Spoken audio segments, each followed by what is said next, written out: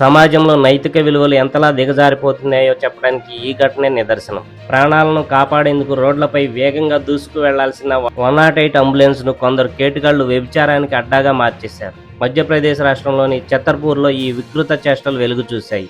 Siren వేస్తూ వెళ్తున్న అంబులెన్స్లో కిటికీల గుండా అసభ్యకరంగా ప్రవర్తిస్తుండడం గమనించిన స్థానికులు ఏకంగా 5 కిలోమీటర్ల మేర వెంబడించి వాహనాన్ని అడ్డుకున్నారు. లోపల రోగులు ఉంటారని భావించిన జనం తీరా తలుపులు తీసి చూశాక అక్కడి దృశ్యాలకు నివ్వెరపోయారు. లోపల రోగులెవరూ లేరు సరికదా, ఒక యువతి 2 యువకులు ఏకాంతంగా గడుపుతూ పట్టుబడ్డారు. అత్యవసర సేవల కోసం ప్రభుత్వం కేటాయించిన వాహనాన్ని మూవింగ్ ఓయోలా మార్చేయడంపై సర్వత్రా ఆగ్రహం వ్యక్తమవుతోంది. ఈ ఘటనపై సీరియస్ అయిన అధికారులు డ్రైవర్ను విధుల్లోంచి తొలగించి దర్యాప్తు ప్రారంభించారు. नहीं आपकी नहीं बन गई, रुक जाओ। वो साइलेंट है, वो साइलेंट है। ये कौन है आपकी? ये हमारे गांव के क्या नाम है इनका? क्या नाम? आप